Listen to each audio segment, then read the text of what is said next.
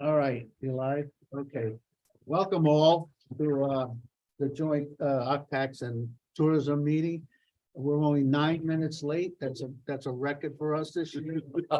That's normally an hour and a half. So we're gonna get tourism has a short presentation to do and then we'll get right into OCTAX. So we're calling the meeting to motion. I need a motion to accept the minutes from November 21st. Ms. Runyon, Mr. Dickinson, any questions? All in favor? Aye. All right, for pass. Anything privileged from the floor, talking about tourism. All right, so we'll move on. The action agenda. All right, first resolution that we need is to fill a vacant position, and that's Lisa Grant. She's been part-time now for 6, 7 months, and it's over at December 31st, and we need to appoint Lisa for another year, part-time, to take care of watching all our money and the tax money and the sales tax and op tax. So, and Mr. That's I'll make move it permanent. It's got to make it permanent. It makes Right. it permanent All instead of right, temporary. so Mr. Stroud, you made the motion, Mr. Dixonson, you seconded it. All right. Any questions? All in favor? Aye. All right, thank you. Now, the second thing is, I handed out to most of the committee, a part of, why we want the second part B. This is a coordination position that we're gonna ask for right now until we get to the first of the year and go out for an RFP for a new director or make any kind of things. We'll wait till after the holidays. Lisa, would you like to read that for me? Sure. This is just what this position is doing now and what's gonna do after we put it in place. Okay, the resolution is to approve the creation of a temporary tourism coordinator position in the intent to fill. And I just want to say that this is for Paul, and he's the glue that holds us all together. So this is these are some things that he would be responsible for. It's a leadership position, which allows for the continuance of the essential office functions and partnership obligations, both in support of and in the absence of our tourism director. So the first thing is I Love New York, the tourism promotion agent, manages matching funds program. And that brings in about $55,000 to the tourism department. And it's necessary because the state needs a decision maker for this program. We also coordinate with the Adirondack Regional Tourism Council. And he would be responsible for attending monthly meetings, collaboration with regional partners, and promoting the Lake George area as part of Visit Adirondacks. Contracts management, the World University Games, picking up where our director left off. Al had started executing terms of the sponsorship, and Paul would pick up that. Office management, employee scheduling and time off, assisting with approval of department purchasing, audits, and payments. So he has to approve everything that I do in order to get payments through. Assists me with the management of the occupancy tax application process. Committee and board collaboration. He's a point person in preparing and presenting the tourism and occupancy tax agenda items. So he would serve as a department head in the absence of our director, and as a deputy once the director is comes on board. So he would hand off the functions to the new director when one comes on board. And then he would continue to assist the tourism director with whatever responsibilities that he gave to him, allowing the new director to focus more on county leadership, stakeholder and business community, leaving the office manager or management to the tourism coordinator. Thank you. So I hope you all understand what we're doing here, and this is just, right now, it's temporary, but it might go for, 3, 4, 5 months until we get a new leader. This does, have to go in front of the personnel Friday, because there's no other time.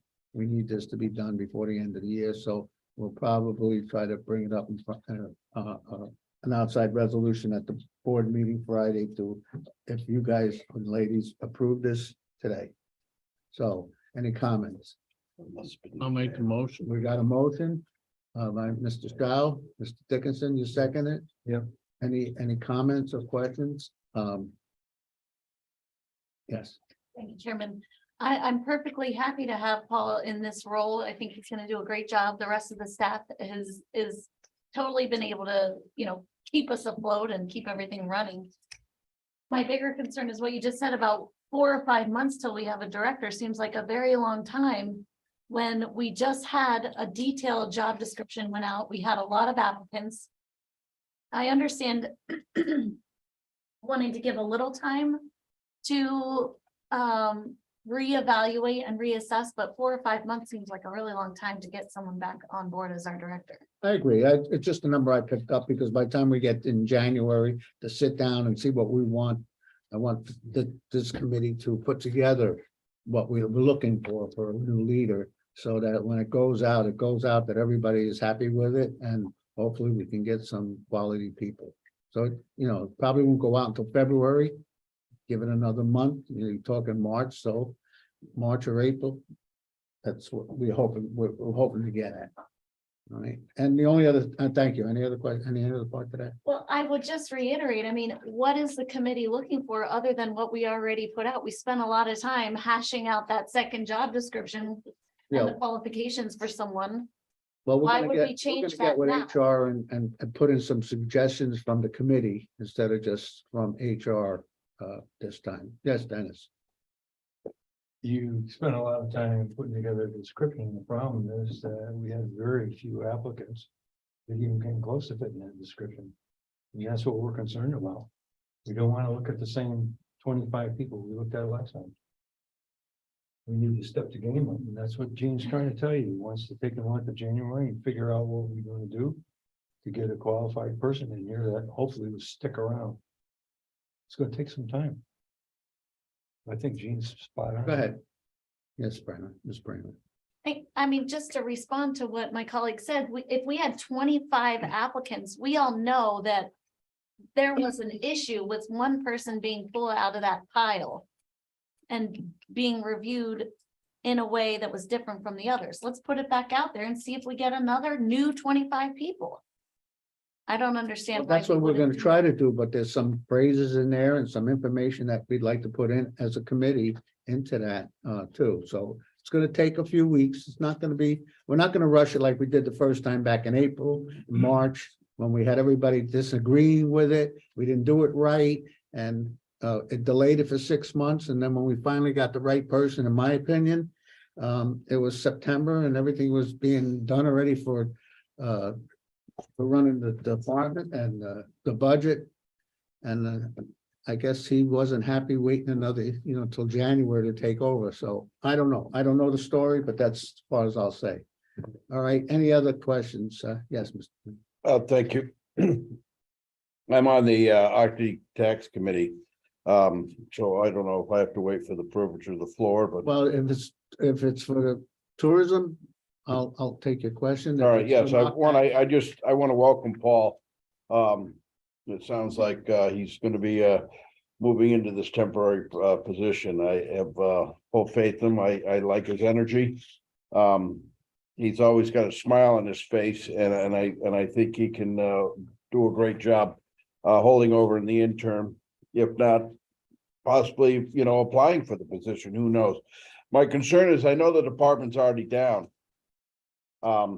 couple employees, and you know, and Paul is a key employee in that department right now. So I just want to make sure with this new position in that, are we looking to fulfill some of the responsibilities that, you know, Paul will not be able to do unless he's the superhero that I hope he is.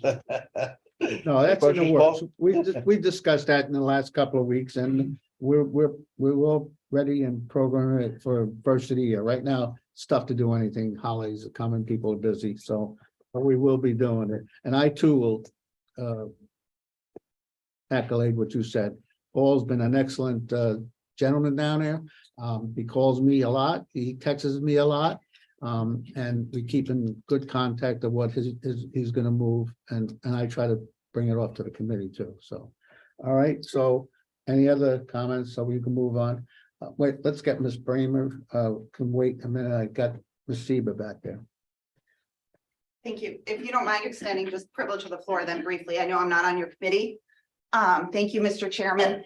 Last month, I just asked about a salary study, and I just wondered, in the context of you debating and talking about putting together a new position description, could that please be sent out to the full board, just with a timeline of when you would like comments back? That way there is broader support when it does finally reach the full board for that involvement, along with the salary study and just where we're at comparatively. And I'm sure that work got done from the time I asked for it last meeting. As you start to prepare this, would that be possible so we could give some input? We can get input out to the full board before we do anything, but anytime anybody wants to do right now, we're not gonna wait for January 1st. We'll start sending us some Okay. ideas and salary wise, and we can, Okay. you know, so to make sure we get the right candidate and get it done properly. So just so I understand, to be clear, then you'll send out an email to the full board that will have the job description, the When we get it draft done. or the previous, and then the salary study and the schedule, so that we can then offer our feedback with a deadline, so we get it back to you as soon as When we get possible. it done, and like I say, that's why Okay. it's gonna take a little longer, because everybody wants to be involved in, I want everybody involved in, so by the time we find out all these questions and answers, we hope we can get the right candidate. Okay, thank you, Mr. Chairman. You got it, thank you. All right, so we have a motion and a second for Paul to take over this committee, the tourism department. Any other questions for my committee here? All in favor? Opposed? Passed. Congratulations, Paul. You have my condolences. We're giving you a good Christmas gift. All right, and that convenes the, oh wait, I'm sorry, Peter. So Peter has a few words to say. Go ahead, Pete. part of the tourism committee, right? So workshop is here. Part of the requirements for the contract is they have to review what's going to be coming up for the next season. And that spend has to be approved. So can they fit in now or? Yeah. Okay. We have to, I'm sorry, it wasn't here, but we I talked think, about it. yeah, I think we, So ad workshop, would like to take the podium and do you give have us a these? synopsis of what you're looking for. And so these are tough to print out. You need magnifying glass to see the stuff. But we try to condense it to one page to show mostly just a visual of how this media spend works. And just to preface, this is the second half of a winter campaign. Winter's a little bit different because it's there's more copies than so winter's split into the end of the year, so like November to December 31st. And that finishes up a budget cycle, and then it starts again with a new contract from January to March, April. Peter, could you, I can't read this. I can't read it either. Just tell me what these headlines are. Sure. So these are the different media tactics, and they'll review it. And mostly what you can see is if you just kind of look at it at a glance from a visual perspective, you can see how we kind of track through each month and into the snow season, out of the snow season, and into March, and where these different tactics play and where content gets delivered. So for instance, going into April, we're trying to capture some kind of stay-at-home spring vacation. So we're featuring a lot of indoor fun video. So that would be more appropriate to play in that March lead up than like in January right now, where we're focusing on ice castles, skiing, winter carnival. So these kind of bar charts on the right hand side just kind of show you how different tactics are at play throughout the season. And certainly I can give you a digital copy that we can zoom in on and actually see what the words say. Sorry about that. So I'd like to turn it over to our workshop team. Okay. Yes. Please introduce yourself. Words right out of her mouth, yeah. Full names? Full names, full names and positions and Sure. accolades. So my name is Alexandra Withy. I am the Director of Paid Media at Workshop. My name is Carolyn Bordenaro. I'm an account executive with Workshop. Hi, good morning. Tim Kelleher, the president and CEO of Workshop. Thank you for having us. So looking at this media plan, I will review the top sections that are in green and yellow to start. The green section is the connected TV. So there was a new video spot that was developed for the BQ Games sponsorship. Can I interrupt already? Yeah. Okay, so traditionally, we do not do a winter video spot because it's expensive to produce one. Traditional media buy is expensive to purchase, and the winter season is very fickle. So we've switched over to more of a digital tactic, because as the weather comes and goes, we need to be able to respond to that. So if there's no snow on your front yard in New Jersey, you're not thinking of ice castles and skiing up here. So we pivot to shopping type stuff. And then as the snow starts to come in, we do more digital tactics. So this year, as part of the fulfillment for the Winter Games, we needed an ESPN commercial built. So we did have this winter asset built, and instead of just using it for one-off purpose, we've built a plan around it to incorporate it into this plan. Again, just trying to get as much value out of an asset when we create it. So we have a new winter spot. So yes, that nice new winter spot we would like to run for connected TV. So that is your streaming TV services. That can be anywhere from Hulu, Disney Plus. There's a whole bunch now, Sling, Roku, Amazon Prime. So we would like to incorporate that in a digital aspect for the months of January and February. Any questions for that piece? And So what are you highlighting? you're welcome to speak to the. Sure. So part of the requirements is in conjunction with the Lori from the Winter Games. They're looking to push a lot of winter recreation, outdoor recreation, a lot of snow. So on the mountain type stuff, and then they did give us leeway to push like snowmobiling, cross-country skiing, recreational stuff, a little bit less on the events, but we were able to fit them in there. So it would be appropriate run for January and February. Do you have that ad ready? I do. You can, I can send it to people. I think I'm waiting on final approval of the final spot. So the rough-in's there, the approval's ready. It's good to go. And the time crunch was needed, and approvals were needed just to facilitate that part of the sponsorship. So can I show it here now? No. Yeah. Unfortunately, no. Want me to tell you what he said? Excuse me? Thomas. Yeah, to clarify, Yes. I have a spot. Saying it's ready, but not to be shown today here to the committee. Is that the gist? Okay. Yes, the shots have been selected. They are finalizing like the color palette and balancing the shots, and then finalizing the whole thing. So it's ready to actually present on ESPN. And the money needed for this ad is already built into the budget, or do you need more money? We were able to jump through some hoops and shift some projects and get it done in this year's budget. But thank you. Sorry, Chairman. Peter, might be ready for the board meeting, maybe? Presentation? Yeah, I think it'll be ready this week. It's been approved, and again, they're just touching up the shot. So I can show the Might rough. show if it anybody for wants to see it. Put that on your agenda. Um, Friday. Board meetings in there. I'll catch with you guys. I forgot how to use all the equipment in there. Oh, yeah. Okay. Great, so that would be the winter video component. We have a couple of other ways that we'd like to be able to mix this in as well. Again, since everything we're running here is digital, the budget is flexible in the sense that if there is no snow, like Peter said, we could shift funds from maybe outdoor winter recreation into something more focused on events or indoor activities. So on Pay Social, we like to promote a variety of different things. First being the outdoor winter activity. So that's a combination of anything from ice skating, the mountain. The mountain's pretty consistent. We're usually able to do that.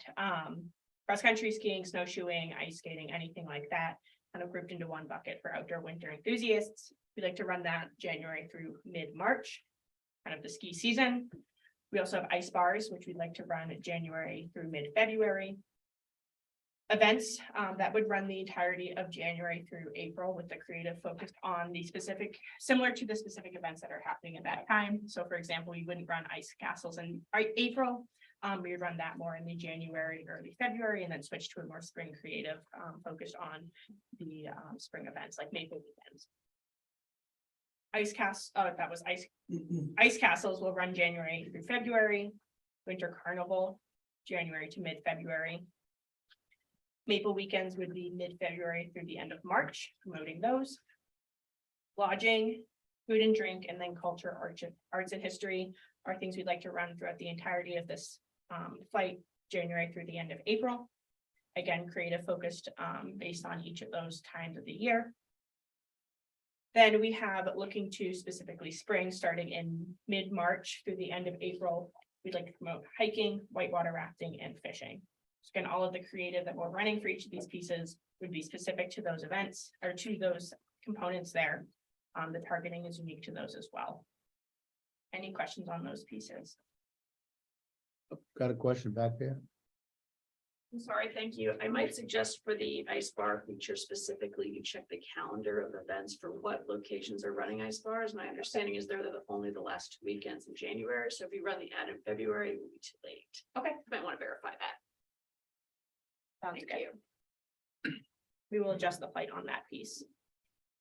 So if I might add too, along the way, there's a lot of interaction between Peter's office or the tourism office along the way. When ice castles were not ready, it's a really very easy adjustment for timing. So all the dates here are put down there as placeholders and will be adjusted accordingly to the ice bars and the ice castles and switched out of skiing into other activities if in fact the weather is not coordinating or events are folding off at different times. So this schedule is here as a placeholder. This is what we'll follow.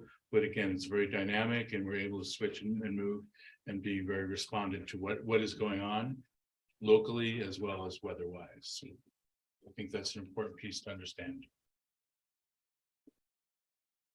Great. So moving into native advertising, these are kind of like sponsored articles that are featured digitally. My favorite example is when you're on a news site, you might see something like suggested for you or read more. If it says sponsored or ad right by it in little print, that would be an example of a native ad. The first three that I'm going to discuss are just continuations of what we have going on right now.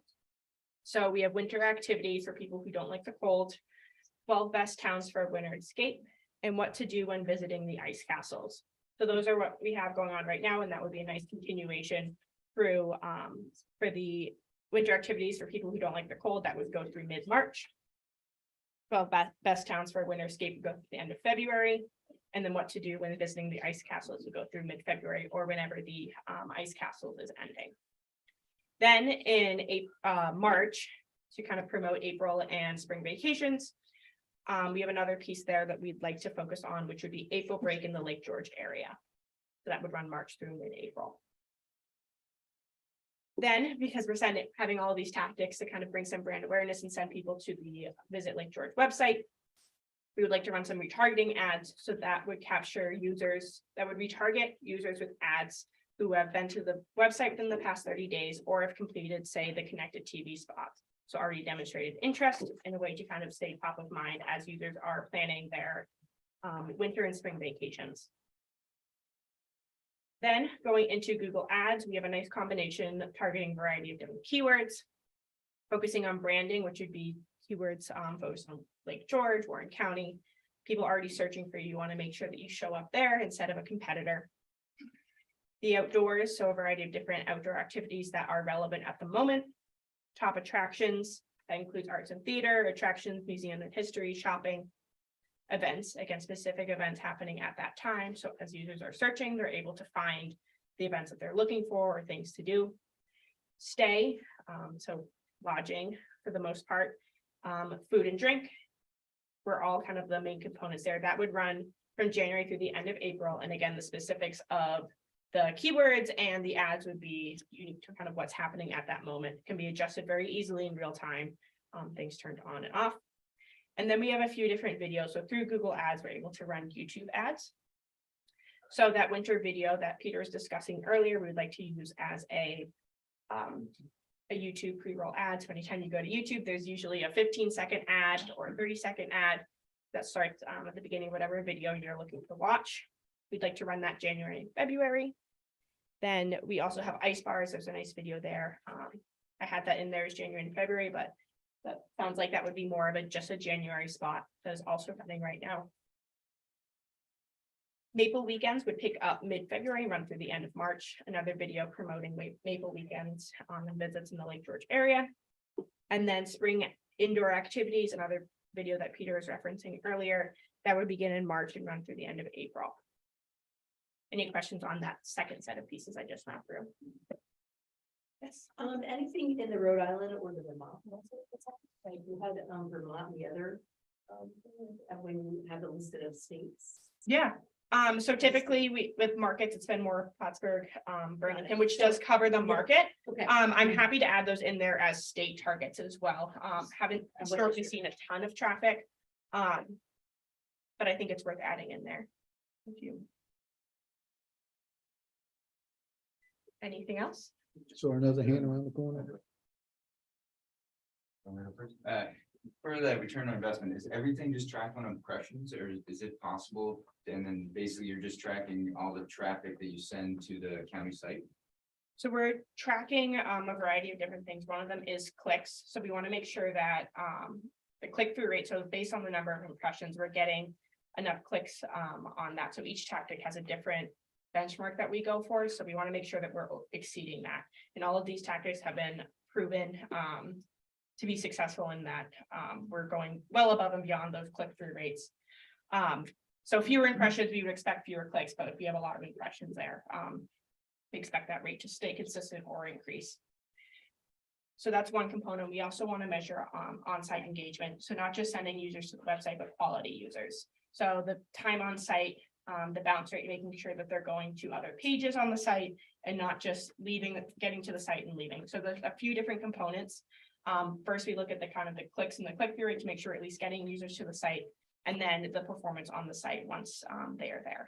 Is there anything, and maybe it's not possible to do it at, the county level, but to try to track more conversions and like, I know at our properties, we use pixels and things like that. I don't know if a campaign of this size can have pixels, but then maybe all the main, providers or the accommodations would track to use that pixel on their site as well. I don't know if there's pixel wars or you can't have too many pixels or something. This is, yeah, you want to answer that? I would say it looked like Peter had something to say there.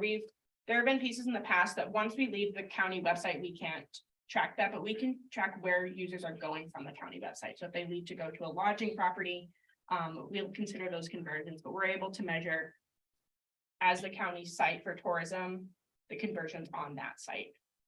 Is it technically possible to have like a county pixel that then all the accommodation providers would use? So we could actually see, not just judge a conversion like the county sent Queensbury to that, person, but actually convert into a hotel stay and more bed tax. I don't know. We could look into it. I think it'd be interesting. I think right now there's some fundamental things that need to change first. And I hope to present some website improvements in the January committee meeting once I'm prepared. And I think that'll give us kind of some building blocks and a foundation that can really explore a lot more stakeholder beneficial property, assets. So bookings and start tying some back-end widgets to the whole process. So, I've talked to Sam Luciano in the past about it. He's pretty up on the booking. I know I'll reach out to you guys, but I think in simple view that the chamber uses that. So I think once we get on a platform that has these capabilities and stakeholder portals, so you guys can jump in and just data collection, I think that'll open up a lot more robust features. Great, yeah. I used as many jargon words as I could there with it. Good job on it. Hate that. Sorry about that. No, I mean, the branding campaign's huge. I mean, you want to make it one, have one driving people to the county site, but then to really see if the dollars are working, is that, are we just doing a lot of eye candy out there to get people to our website, or are we actually converting them to come? Yeah, we lose them on that, once they get to our site and they outboard. We have no idea where that leads. Our hope is that it turns into a booking. But the follow through is just not there. Yeah, And that true attribution being the way the county regions, this is a common thing across the country. Where you have a general awareness and then specifically down the funnel, but it breaks, right? Breaks from the website. You're not doing your bookings through the county's website. They're going many other different places, going to many other sources to book them, not even necessarily to you. So what Peter's saying, you might be able to refer out of your website, but I think we all understand that even the individual marketing, the different properties are doing, it's hard to measure and attribute where that final booking is made. So that is a common constraint.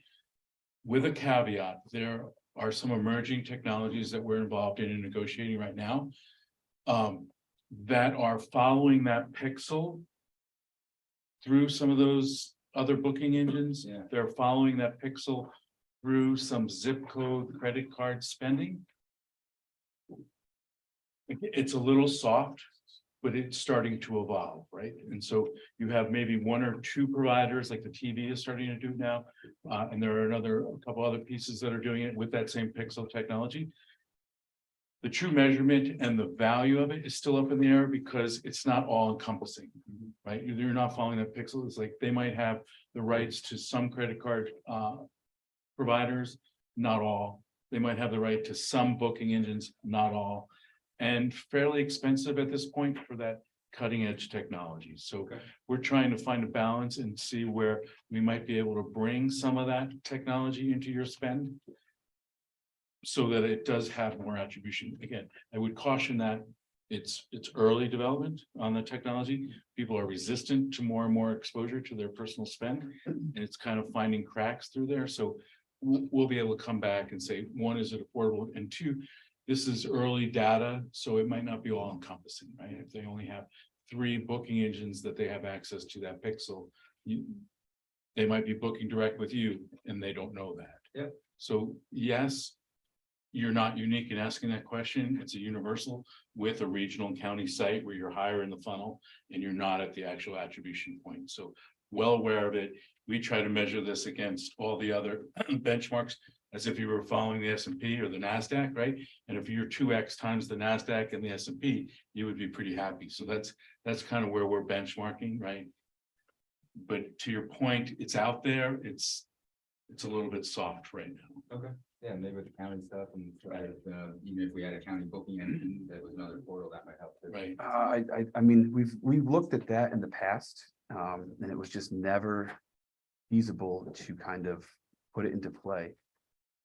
But it is now. I think there's a pathway to make that happen, and I think that I think we can do it in the short term. So we'll see what we can get going on in January and see where it takes us. And the consumer is fickle, right? Because the consumer knows, they gather all their info from many, many different pieces and then go home, talk about it, boom, and then go to find what they think is their best deal and the best info. Whether it be. Yeah, when they book on speed and then you're like. Right, and then, and it's right. Right.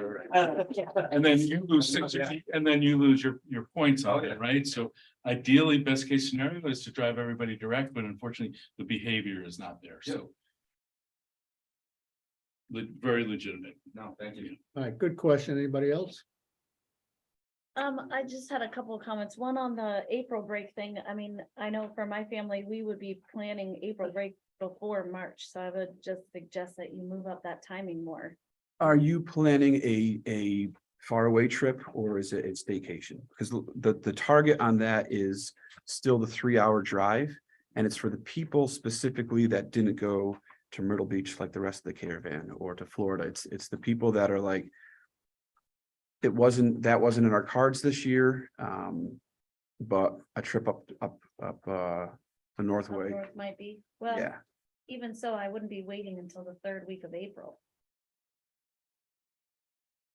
So some of that is Right. continued awareness too, so we might start it. And then through some of these tactics, you get a lot of last second vacation planners. We've been able to see a little bit of data from our partners that people are oftentimes planning their vacations and overnights just 5 to 10 days out. So that is still a lot of the travel plans are still up in the air.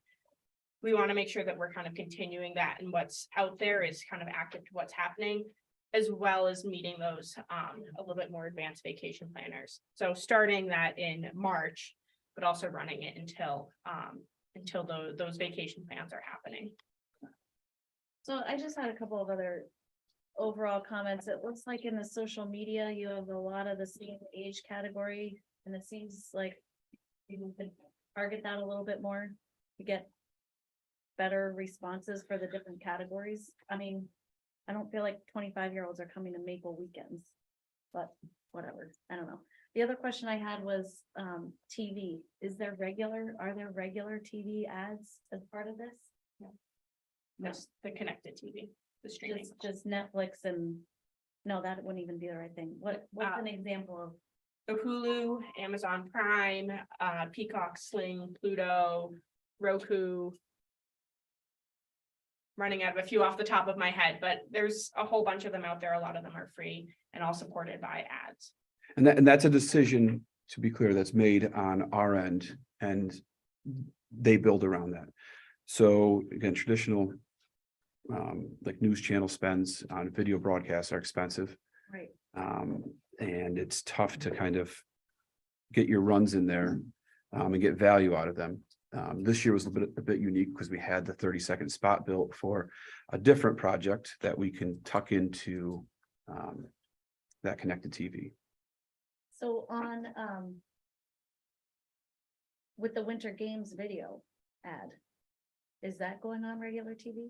That one will, but that's not part of That's this. not part of their spend. Correct. That is a specific fulfillment for the Winter Games. So anything that has to relate to that. They're is placing that for us. correct. Is that- Okay, Yep. And then this is just, we have the asset. Let's use it. Let's put it somewhere. We built it, we paid for it. And again, we often don't do this, a winter spot like that on traditional because the weather can be fickle and those buys are locked in. Whereas we are able to be a lot more flexible with the digital capability. So if there's limited snow, we can pull right back on that piece. Or adjust those budgets accordingly. Okay, Ms. Frymer? All right. To your point, Claudia, about the spring break weeks, I'll send a Paul, I made a note. 6 Flags tracks all of the spring breaks in the Northeast, so they look at it from a 3-week period. You know, different audiences come different times during that 3 weeks, so I can send that. You have that?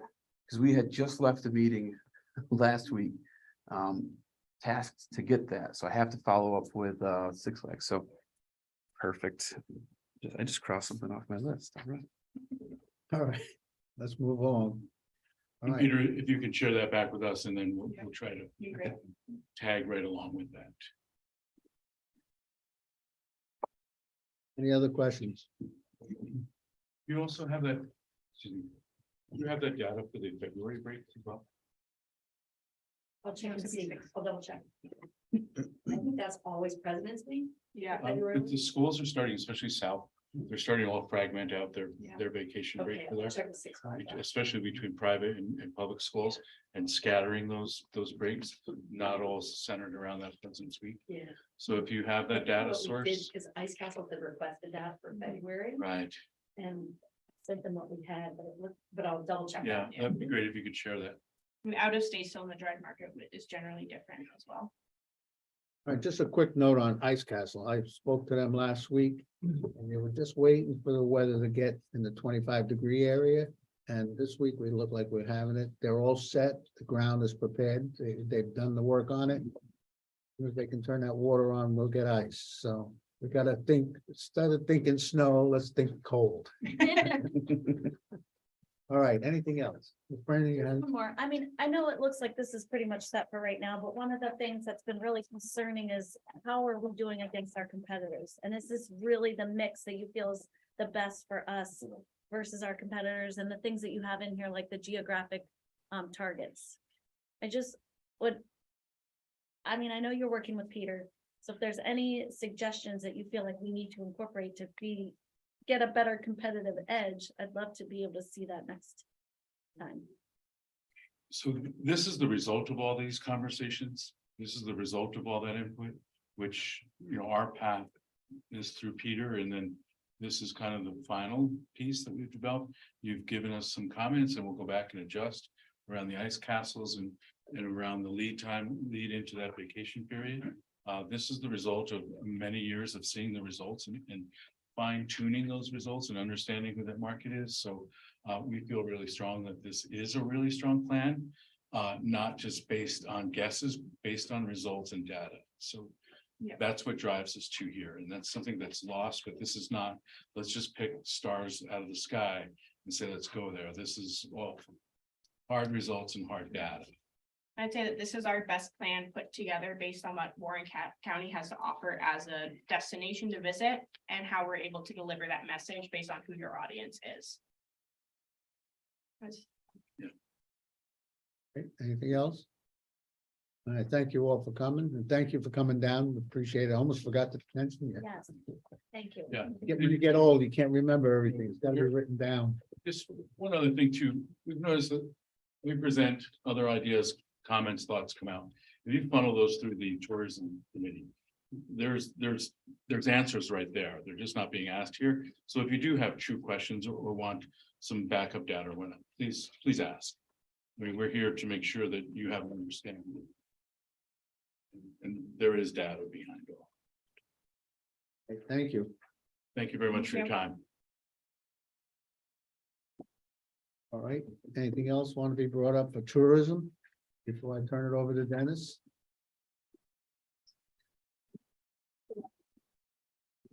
Where did Dennis go? Dean, while we're waiting for Dennis, can we make sure this goes up electronically on the website? Yeah, it's you can zoom in and see it a little bit better. And to be quite honest, you know, I'm glad people caught some airs. I'm wearing a lot of hats, so instead of trying to pretend I'm being perfect here, I'm gonna admit that you guys caught some things that I need to. Yeah. Input too. It got me thinking though that this is a new addition to the contract where they present before. Perhaps there's some value in workshopping it with some sort of stakeholder pre-meeting. And just getting insights from everybody and then fine tuning that plan. And then that plan is the one that is presented here. So it's much more well-rounded. And to your point, it's we've kind of maybe ideated and brainstormed out any different pathways that might that we're not seeing, right? That, you know, so. Yes.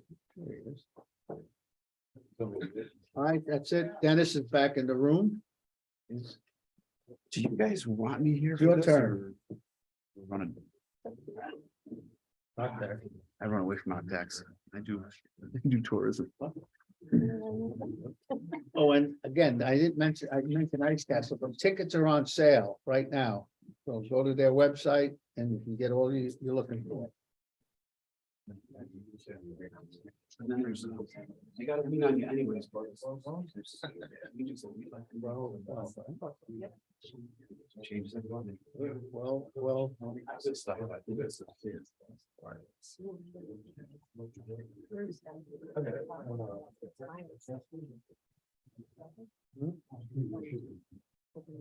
Oh, thank you. But I've seen this. Oh, yeah. Good job. I read it. we'll take some of this.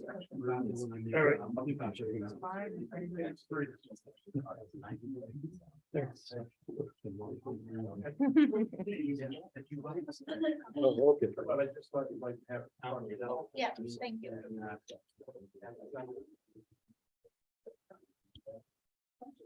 We'll continue the meeting. This is the occupancy tax portion.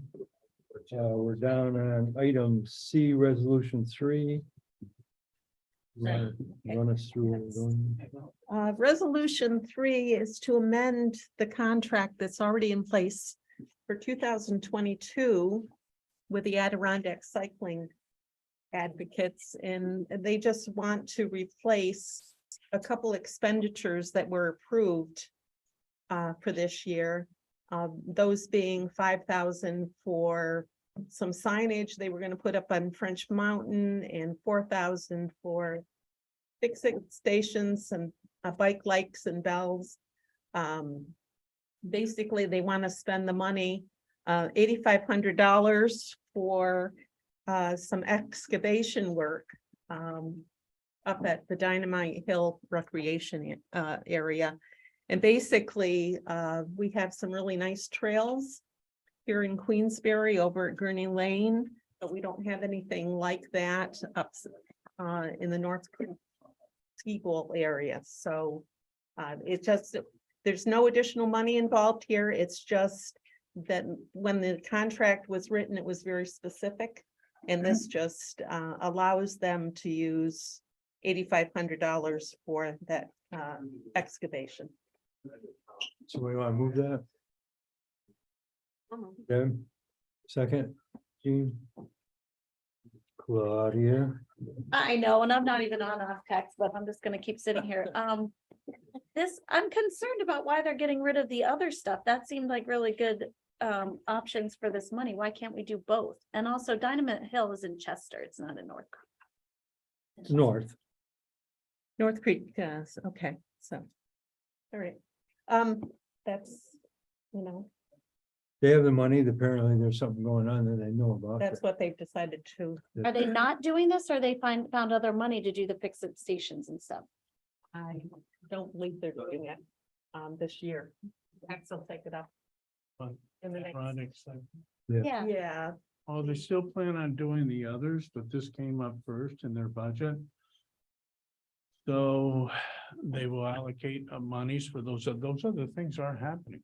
Good. But right now, it's the Dynamite Hill in Chestertown off of Route 8 and developing trails up there. I think that was Steve Abbott, who was the Wilderness Property Management Company.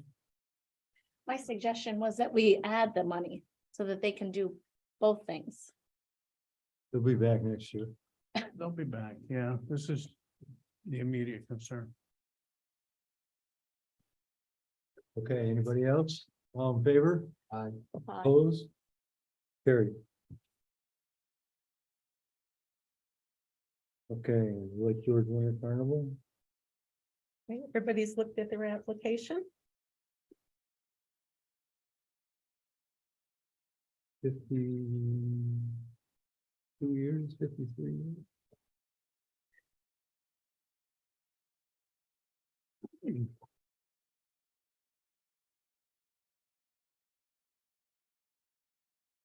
So they're requesting 50,000.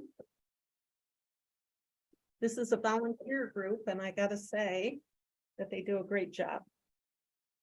I feel in their promotions and They do do a great job. They've been around for a long time. Yeah. 50-some years, isn't it? 51 years. 61 years. 51. I can remember the first year I've been there close to. So they have a lot of events well coordinated. They got everybody set up. They have a opening day and every weekend they got something going on. It's well done. They put their act together. Anybody have any questions? Brad, No, I just will bring it to the floor. bring it to the floor. A second. Michael, Any further discussion? All in favor? The only question I want to ask, and it's gonna come up maybe through the treasurer's report, loops back to a resolution from 2021. That's in the accounting report that we received from the county about application scoring sheets. For applications, scoring sheets, Oh, and I have not seen for this application scoring sheet. So I wanted to raise it because it's part of the documentation that I'm assuming the treasurer is going to address after this, but subject to that, I guess, legal question, I just wanted to raise it to the committee. thank you. Claudia? I know I'm not on occupancy tax, but I received the application and I did send out the scoring sheet. It's only, I know Lisa meant to, but that was not the attachment. There's only 4 questions that talk about economic impact, soundness, and fiscal stability of the event, and then the event marketing plan itself. It's not that onerous to go through, if you read the application, to answer these questions about number of visitors, the economic impact in the number of room nights. And then the thing about the marketing plan is pretty easy, whether or not they have a well-defined marketing plan or not. And I think this one did. I scored this one at 55 points, I think. Looking at all of the different things that you can add up the points for. It's been around forever. I mean, they have a good track. They certainly know how many people they place. Places thing- back. I noticed in their application packet, they talked about having done a survey and that there were results from last year that talked about what went well and what may have been needed to be improved, and that wasn't included. So I think we should ask them to Okay. provide that information. That part of your resolution, Brad? Yeah, Ask if Lisa has it. yeah, does Lisa have it? Do you have it? They have it. You know, it's 61 years in a track record, and I see that. I know it's you know, a great event that comes to the lake. I don't have a problem with the 50,000, but it's always good to have the backup information. You know, along with the numbers, so So that's a yes on the study. we'll Who ask them seconded to send it. over that? Okay. Try it again. All in favor? Aye. Opposed? Carried. Okay.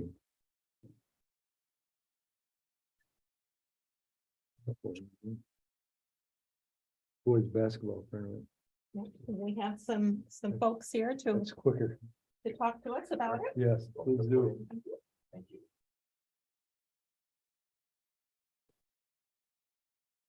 Just wanted, first of all, take some time to thank you all for all your support through the years.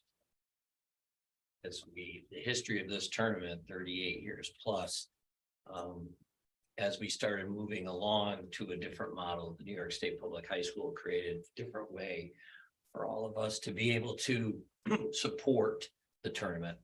And so I'd be remiss if I didn't thank you for your continued support for what we think is one of the most financial impacting events that we have, especially in the month of March. I also want to second that Lisa has been a godsend, and with the consistency of this tourism. So Lisa, and we were going to say all of us give a second to that one because she's been fantastic to work with. So we're here asking again for your support for not only for this year, but as we make our bid at the end of that tournament for another 3 years. We're going to bid for the New York State Public Tournament plus the Federation Tournament. And the process has changed, as all of us sitting here know that. When we won the bid in the tournament, then we lost the bid, then we won it, then we lost it. And again, we're putting all those to rest, but I think it's important for us to at least have an idea of the importance of having this event in, and of course, the continuing support of the county supervisors. We, with that, pre the loss of that tournament, we would pay the arena, or the public high school would pay the arena a large sums of money. And as the process has changed and Binghamton won the bid, the public high school now isn't as responsible for that arena rental. So it falls back now on to the places that bid for the state tournament. So for the coalition and the Cool Insuring Arena, Jeff especially has made it very affordable for us.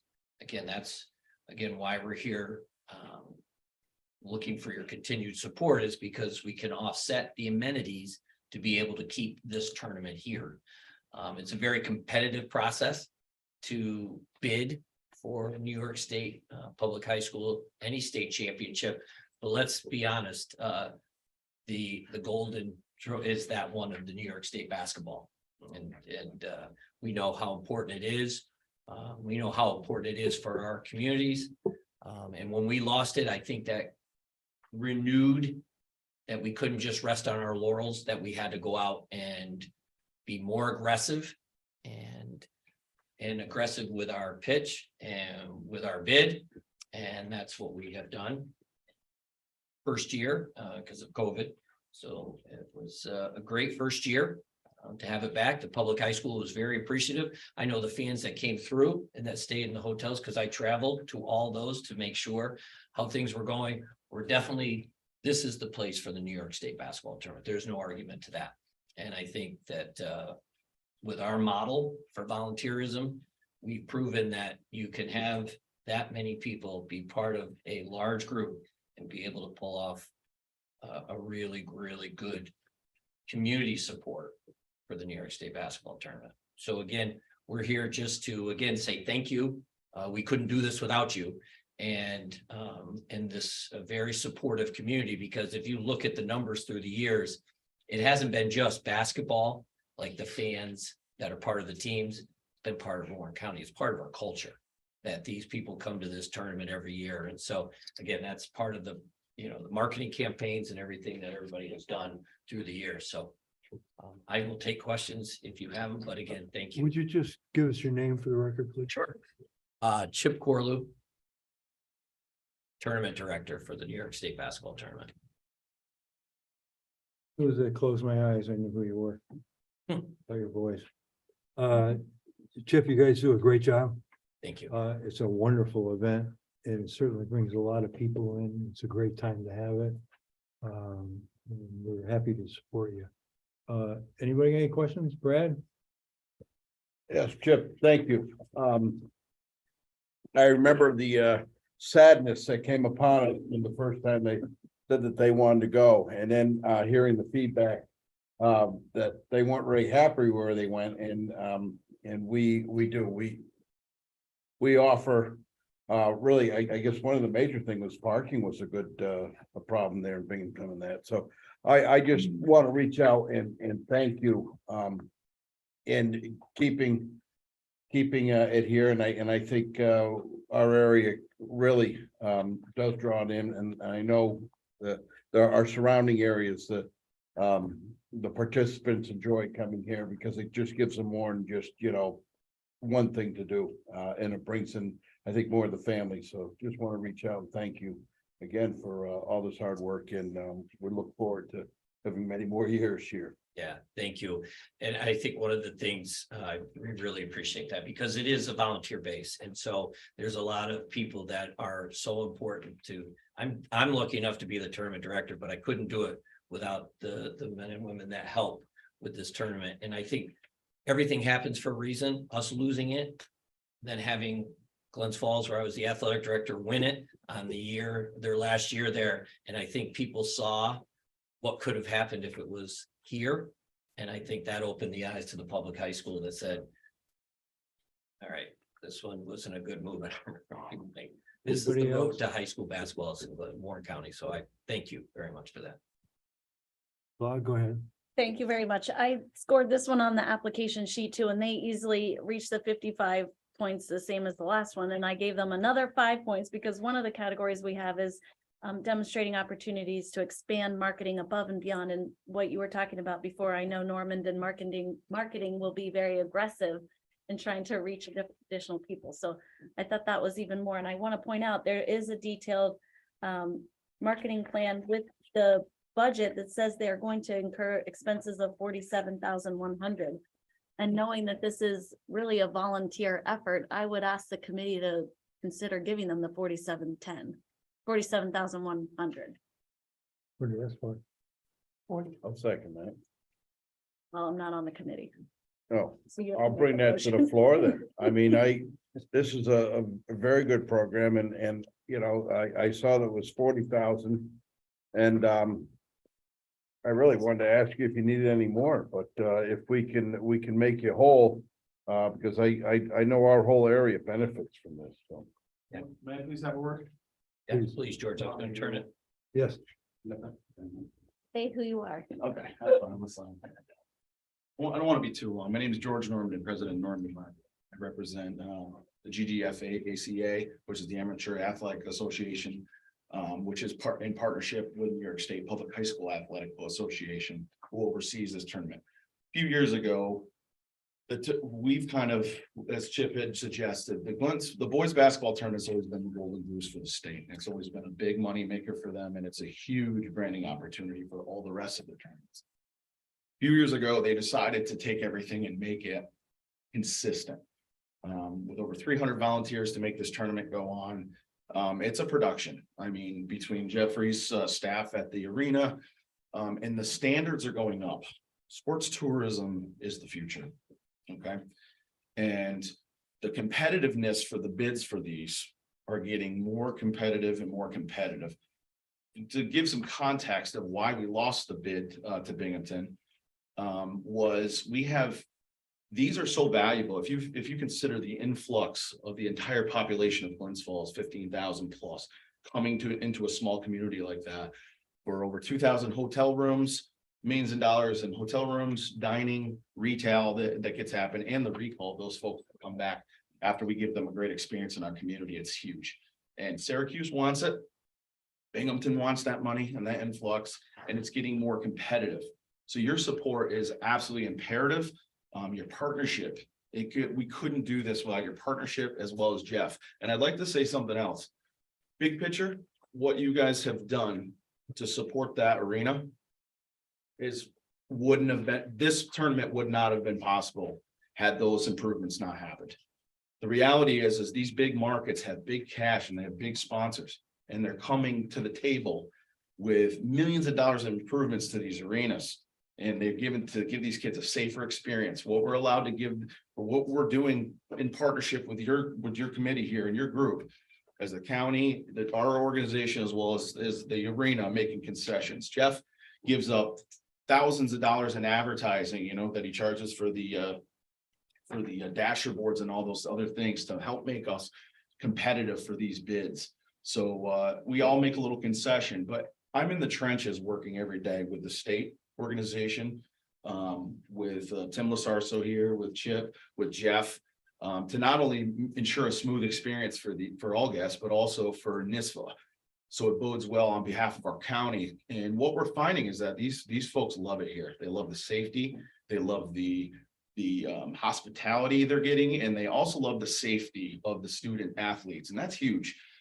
So I just want to commend you guys on the great work you did with approving the budgets for the arena and the support for the arena, because that's a huge thing. When we bid those improvements, now we get to go back, thanks to you and your support and the great work Jeff Mead's doing at the arena. Now we get to go back in this year in amazing confidence that we could show these folks all of everything that we promised that we were going to do on our last bid, and minus COVID has come to fruition. And now we have that ability to go back to them and show them that we care enough to keep this thing here. And it's not just what you get, it's what you keep in this lifetime, as you guys know. And I just want to say thank you. That's all I got. Anybody have any marketing questions or anything like that for me? And to your point, just to make it clear so you understand the marketing picture. In the old days, Okay, like before the state had kind of taken the reins, they wanted to make everything equal. So the boys basketball tournament wasn't siloed to the way things are run for girls volleyball, for instance, to make everything equal. So how it works now is that the state, they set the budgets, they set everything, and I act as a liaison to make sure everything in our market, I actually look at their budgets, I go through, I help them. But also I actually do all the local stuff for them. Okay, so I help, put the banners up in the street, Chip and I work with the city of Glens Falls to make sure the banners are up. A month out in advance. We do all the little stuff, all the odds and ends stuff, make sure photographers and local video, and they're all locally hired. Nobody's outside of the area.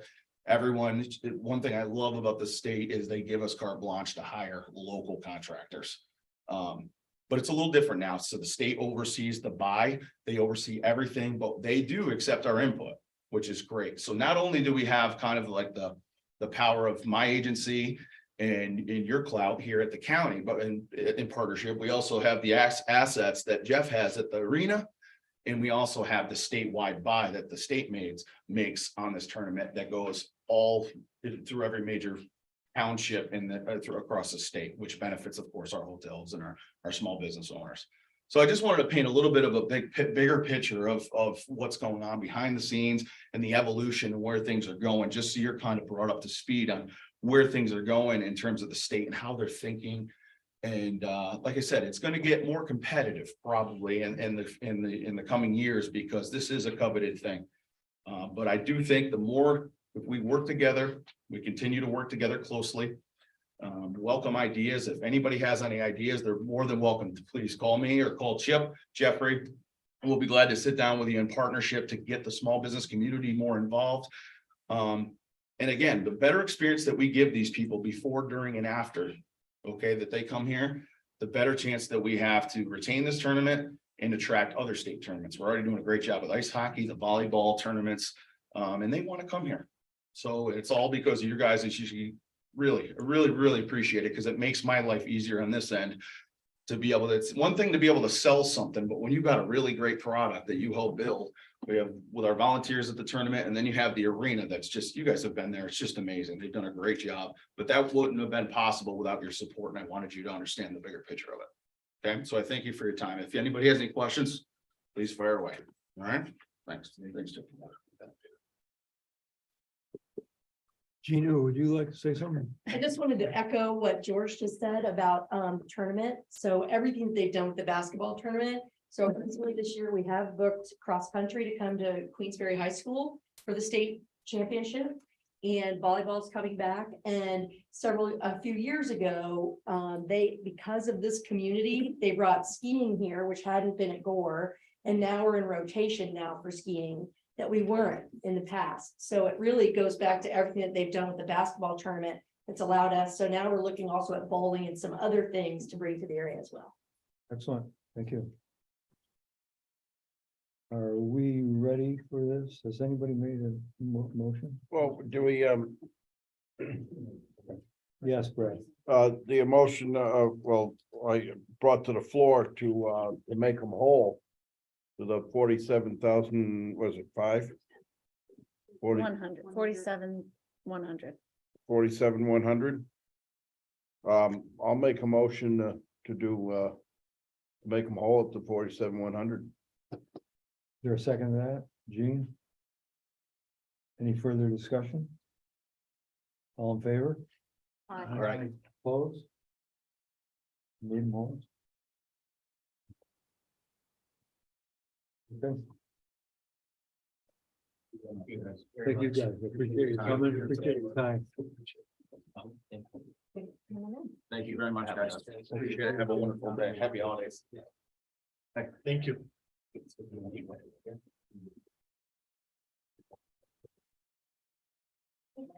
There it goes out. Okay. We're down to discussion items.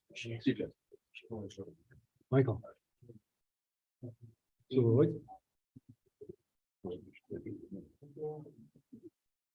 Good morning, Mike Swan, County Treasurer, since my introductions, making everybody knows. First of all, I do not have a report today for occupancy tax collections. We're at that weird in-between stage where the fourth quarter won't be actually received until probably after the first of the year. They have until January 20th to pay. The figures that I have right now are basically unchanged from what I gave at the last meeting. We're still up quite a bit, but I'll have some more figures, better figures for you in January when we get some final tabulations, especially with the short-term rentals.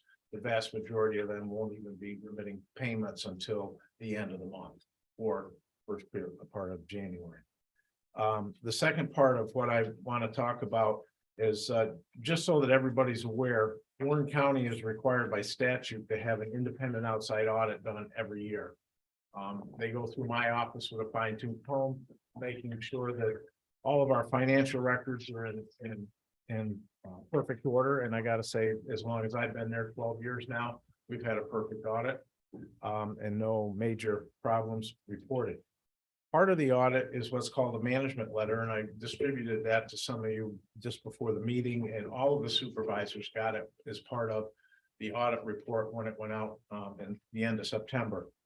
The management letter basically outlines their research into various departments and to various programs to see if they're complying with the rules and regulations that are written by the board, basically. And if you look on page 3 of what I've given you, there's a section, distribution of occupancy tax. And there were a couple of items in there that they found that they felt that were reportable, which means that they found a conflict. There's two kind of areas with it. One was what the county attorney alluded to, was the scoring procedures for grant applications or occupancy tax money. And the other was some discrepancies that they thought that they had found with how things were done, like after action reports and those type of things. And I got to commend Lisa Grant for going through it and basically finding that most of what they were talking about was not correct. And that she did an excellent job with that. The other part of that, the scoring side of it, I guess that you need to understand why I'm bringing this up. There has to be a response by the time the auditors come next summer. And somebody is required to say, okay, this was what you found, this is what we find, and this is the plan to fix it. Okay. Normally that's done by either the department and or with the help of the county administrator. So we don't really have a county administrator and we don't really have a department head. And this response needs to be started in January to comply with the request by the auditor. And just to give you an idea, about 5 years ago, I was written up in here under the policies that we didn't really have in writing as far as enforcement of the collection. So we filed with the county administrator at the time a program and a policy, and it was approved by committees and how we corrected that problem. So I mean, it's not just, I mean, everybody gets a shot at this. So it's not just one particular thing. But, and the reason, like I said, that I'm bringing it up, somebody's got to take the charge of this, and it can't be me, to respond. And especially with the scoring, either say that, yes, we will follow the scoring, or change the resolutions as how the scoring was done, or eliminate the problem or eliminate the program altogether. Whatever the committee and the board feel is the appropriate response. Have you talked to Craig? Pardon me? Have you talked to Craig? Yes, I have. Okay. Is he willing to do this, or is he putting it off? I really haven't gotten a concrete response from him, and I think it's because he was kind of involved with a lot of other things in the last month. So, you know, I just want to make sure that the transition gets done properly. We have a new administrator coming on. I'm not sure exactly when. I think the middle of this week was the last I heard, but I'm not 100% certain. So is he waiting for the new administrator? I can't speak for Craig. I don't know. My thought process is probably yes, but I don't know. I know that next week I'm meeting with the new administrator, and this is one of the topics that I will plan on talking to him about at that time. Good. Report back goes. Yep. Anything else? Nope, that's it, unless Any somebody has a questions from question Mike? about anything. Yes, Claudia. Okay, I brought this up before. I emailed it out to you guys. The application scoring sheet is really only 3 questions. It's 3 questions. We should be doing this, especially when we have applications, like 19, 20 applications are gonna come in. Earlier this year, we put out on our website that we will have applications due for next summer, our peak events, June to September of 2023. That these applications were gonna be due in October. We would review them during the October and November meetings, and we would score and award for our next year events at the November 21st, 2022 meeting. We obviously have not done that, See that. but people need to be able to plan in advance. They want to know if they're gonna get Octax money from us. I really think we need to try to get ourselves back on track I agree. early in the next year, awarding money for our coming summer season, and do it based on our scoring sheet. To answer that, I did just send out, we updated the application, so it had current dates. I just sent it out. Asked everybody to get it in by January 13th, because obviously we lost our tourism events promotion person. So things got behind and it didn't get handled, so I've asked for everybody to get their application in by January 13th, and then we'll have a workshop to handle it for the whole year, because at this point we're behind. We're a little behind. I mean, it's not, if we do it in January, that'll be good. Well, as soon as we have a new committee in place. Right. End of January, yeah. Okay. Guess that's it, Michael. Thank you. Thank you. Warren County Audit Management, what is that, Mike? That's what he just, yeah, Yeah. that's the instruction. So we did the winter media and Craig is not here. We just have one last thing, the Hunden. We do. And I went to full route and came to the board and they turned it down. They tabled it.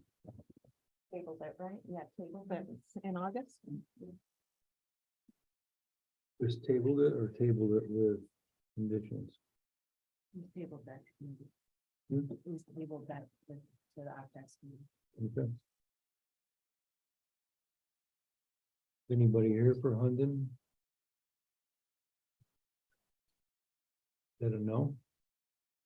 No. How's the board feel about this? Apparently, little board wasn't happy with it. Go ahead, Gene. Well, we did look at that Hunden report. We got one from them earlier last year, 500 pages.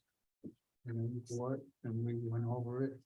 A lot of it was more, I think we felt like they were a real estate investment. They wanted us to build more hotels and civic center and things like that, which we know, there's a lot on that. There wasn't too much on, the radius was about 50 miles, I think. Now this new one, they want to expand to 75 or 100 miles from us. And I'm just talking for me. I just think it's not worth another $90,000. Okay, I think that was pretty clear last time. Anybody got any objections to that? I assume we should contact them, or we're gonna make a motion not to accept it. Maybe next year we can do something. We put it. That your motion, Gene? Somebody else second it? Done? Any further discussion? All in favor? Aye. Opposed? Carried. Thank you, Gene. Referrals none, that's good. Privilege of the floor. Can we say something? Yes. Just let us know who you are and Sure. My name is Jenny Britt. I am the Director of Administration from the Sembrick in Bolton Landing. And this is My colleague. I'm Caleb Ike. I'm the Director of Institutional Advancement for the Sembrick up in Bolton Landing as well. So we submitted an occupancy tax application for the summer season, which maybe we were misinformed or misunderstood. We thought that review was today, but we'd like to take the opportunity to just introduce the Sembrick because I don't believe we've applied for this before, so that the committee is familiar with us, and we just would like, you know, you to know who we are. Downstairs. You do, okay. Yeah. Well, you have an app, we'd be happy to listen to you. Excellent. Some of us have real good retention, so. I don't know how many of you are familiar with the Sembrick up on Bolton Landing. We are actually one of the only arts and culture organizations in the town of Bolton Landing that is open for an extended period of time. Of course, Lake George does have classical music with the Lake George Music Festival, which only runs for a certain number of weeks in August. However, the Sembrick runs from after our new centennial renovation project on our historic studio. We are open now from May through the end of October. So we've expanded our operating system for Warren County in order to bring more people to Warren County. This year, we actually saw a 30% increase in visitors from last year due to this extended season, additional marketing, and increased efforts on our part for outreach. The Sembrick has actually been open in Bolton for over 80 years. It opened first in 1937, and we're actually only one of 3 museums like us in the country. And the other 2 that exist, one has gone in and out of operation, and then the other one has experienced a catastrophic flood in Philadelphia and has not been open for the last several years. So we offer classical music events, we offer nature trails. We are one of the only properties on the western shore of Lake George that's open to the public readily every day throughout the summer. So we bring a lot to the Bolton community. If you reference the post-COVID studies for Americans for the Arts, rural arts organizations represent a huge chunk of tourism for particularly rural areas, particularly in states that have more than 30% of their population living outside of their urban centers. New York solidly falls into that. So on average, if you have a patron visiting and spending $50 on a ticket, their research showed that that person will on average bring an additional 38 and some change to other businesses within the town. So not only have we increased the number of people coming to Bolton, we continue to on that upward trend.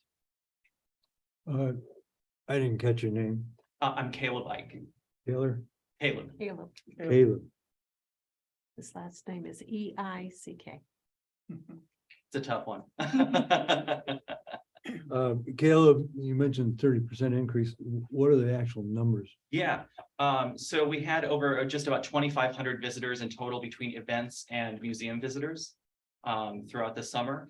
We track that directly every day. We have someone counting every person that walks on the trails with their dog. We have every that walks in the museum that comes to an event. We've actually started doing zip code analysis. And it shows that the majority of our visitors actually don't come from New York State. So, or if they do, they come from New York City. Little background on our organization, Marcella Sembrick used to own the property. Marcella Sembrick would open the Metropolitan Opera in 1883 on its second opening night. And then in 1924 was the founding voice teacher at the Juilliard School in New York City and the Curtis Institute in Philadelphia. Her summer estate hosted students here. And then following her passing, it was opened as a museum, and it has been in continuous operation every summer since. Excellent. Even during COVID, we had our walking trails open every single day in the summer. We didn't have the museum open, but people could come and walk on the property. So That's great. It's a beautiful property. thank you. Anybody have any questions for him? We will be reviewing this application. We will contact you when we do, so you have the opportunity to come back if you want. Otherwise, we have some pretty good idea what we're doing, so. Okay. Thank you so much. Thank you. Sure. Apologies. Okay. We had other things that had to be discussed today, and I apparently dropped the ball. Oh, I'm sorry. Thank you for your time. Rachel?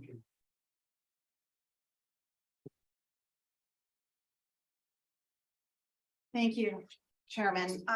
This is more than likely my last combo meeting of Octax and tourism, and Chairman, for years since I got on the board, you had talked about the need of updating the scoring applications and the way we handle occupancy tax.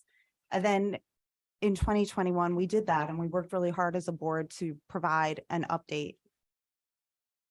I wanted to share that unfortunately it's disappointing to see us going backwards again. And what we just experienced, having people here that they think their application's been reviewed because our website still has those dates on them. This is not a one-time problem. This is a continual problem.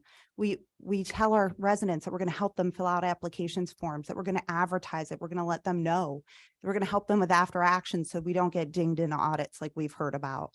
And we don't even use our own scoring sheets in the way that we're supposed to, despite what our resolutions have said for years and years and years. So I just wish that this committee and members of the board would follow the rules so long as we have them. Clearly, many do not like those and advocate to change them. But Chairman, for years, you have been a driving force behind saying if it's not working as well as it should be, let's tweak it, which we have, and now we're ignoring it again.